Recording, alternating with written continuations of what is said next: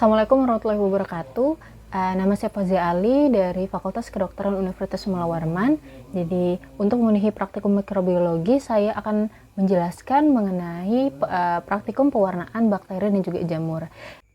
Oke, jadi di sini saya akan menjelaskan tentang pewarnaan bakteri dan jamur. Oke, yang pertama adalah pewarnaan bakteri.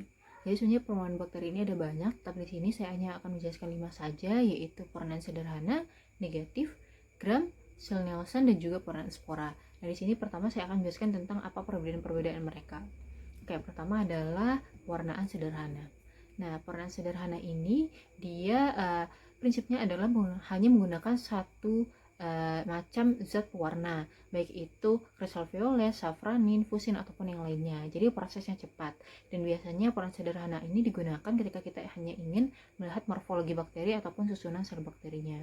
Nah, ini merupakan salah satu contoh dari pewarnaan sederhana. Pewarnaan dari Basili dilihat ini menggunakan kristal violet ya.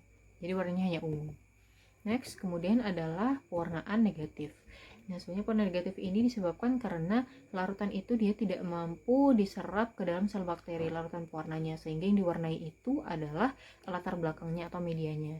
Nah, biasanya pewarna negatif ini zat pewarna digunakan adalah negrosin atau biasa kita sebut tinta Cina.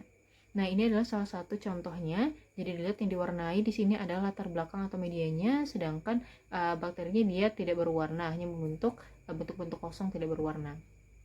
Oke, lanjut. Kemudian kita ke pewarnaan gram. Nah, pewarnaan gram ini biasanya bertujuan untuk mengidentifikasi apakah dia termasuk ke dalam bakteri gram positif atau negatif. Nah, perbedaan ini disebabkan karena adanya perbedaan struktur kimiawi di bakteri tersebut. Zat pewarna yang biasa digunakan adalah kristal violet, lugol iodin, fusin, safranin, dan juga nanti ada alkohol 95%. Nah, untuk hasil dari pewarnanya sendiri itu nanti terdapat perbedaan warna. Jadi yang gram positif dia akan berwarna ungu, sedangkan gram negatif akan berwarna pink atau merah muda. Nah, ini merupakan contoh dari pewarnaan gram. Jadi yang warna merah muda adalah gram negatif, yang ungu adalah gram positif. Oke, lanjut. Kemudian ada pewarnaan namanya sil Nielsen atau biasa kita sebut pewarnaan tahan asam. Nah, pewarnaan tahan asam ini dia adalah untuk biasanya untuk bakteri yang mampu bertahan terhadap dekolorisasi oleh alkohol asam. Jadi fungsinya biasa digunakan untuk mendeteksi beberapa bakteri seperti Mycobacterium karena dia tahan terhadap asam. Nah, bahan pewarna yang digunakan pada pewarnaan ini itu antara lain ada karbol fusin, alkohol, dan juga metilen blue. Makanya di sini kita bisa lihat hasil pewarnaannya dia cenderung berwarna biru. Oke, lanjut. Kemudian pewarnaan spora. Nah, untuk pewarnaan spora sendiri itu bahan pewarnanya utamanya adalah mustard green dan juga safranin.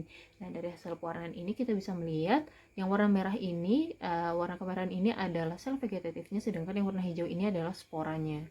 Nah, ini adalah salah satu contoh dari pewarnaan spora dari Bacillus subtilis.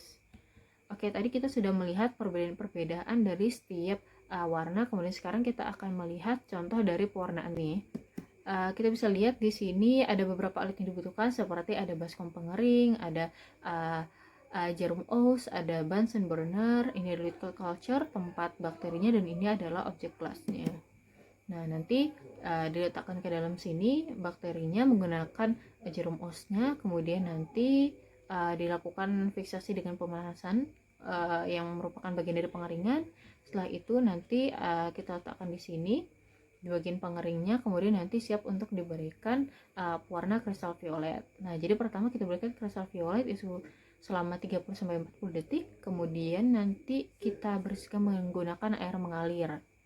Nah, setelah kita keringkat sebentar, nanti warnanya akan menjadi ungu semua.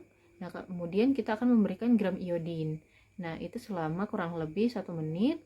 Nah, nanti setelah itu sama tadi, setelah agak kering nanti dibilas menggunakan air mengalir ya. Nah, nanti setelah diberikan air mengalir, kita lihat lagi warnanya itu akan menjadi masih warna ungu semuanya. Nah, kemudian ada step selanjutnya adalah dekolorisasi menggunakan etanol 95%. Nah, dari dekolorisasi ini nanti untuk gram positifnya dia akan tetap bisa mempertahankan warna ungunya, sedangkan untuk gram negatifnya dia tidak bisa, sehingga nanti dia setelah dekolorisasi ini dia tidak memiliki warna. Nah, supaya dia tetap bisa terlihat, selanjutnya adalah pemberian warna safranin. Nah, nanti setelah ini kita memberikan safranin. Nah, itu kurang lebih selama 20-30 detik, kemudian nanti dibilas dengan air mengalir lagi. Dan nanti setelah itu kita akan meletakkannya di bagian cover gelas, dan nah, hasilnya adalah ini ya. Kita bisa melihat di sini perbedaan dari tergantung metode pewarnaan mana yang digunakan.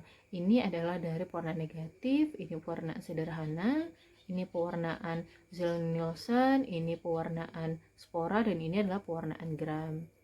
Oke, lanjut. Kemudian kita akan membahas tentang pewarnaan jamur. Nah, pewarnaan jamur itu juga ada banyak. Nah, di sini saya hanya akan menjelaskan beberapa saja, 4 saja, yaitu ada lactophenol cotton blue, hematoxylin eosin, gamma methylene silver, dan juga kombinasi GMS dan HE.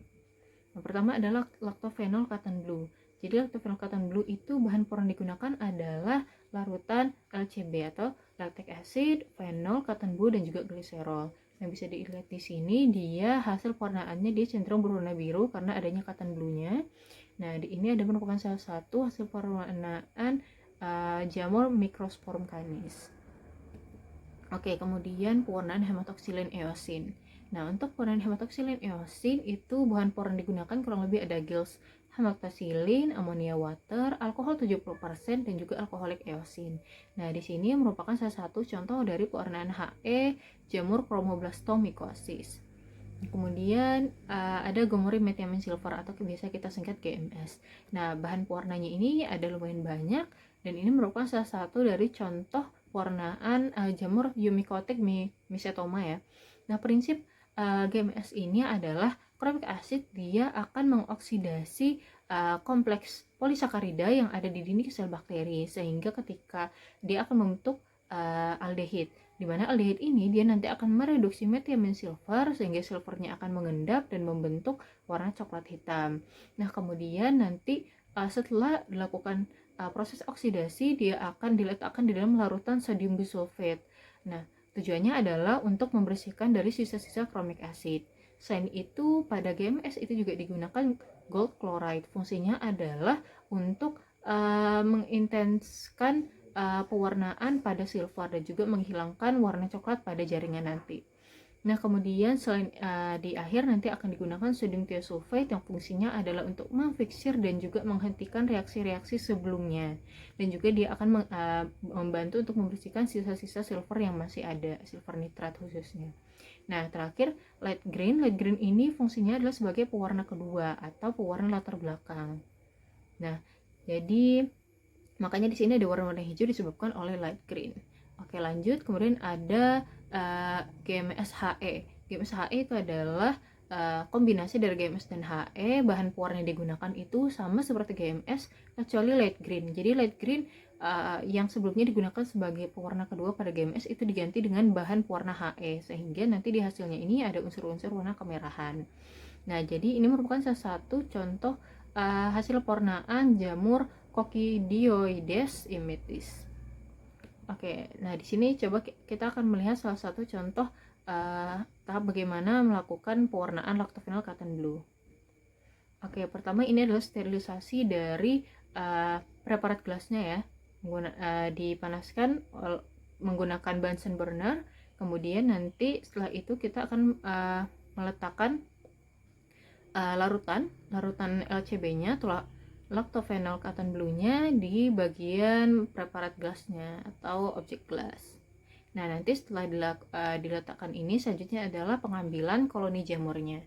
Pengambilan koloni jamur itu digunakan menggunakan jarum os atau jarum biasanya kita sebutnya jarum os. Oke, kita ambil. Kemudian setelah itu nanti diletakkan bersamaan dengan larutan LCB-nya.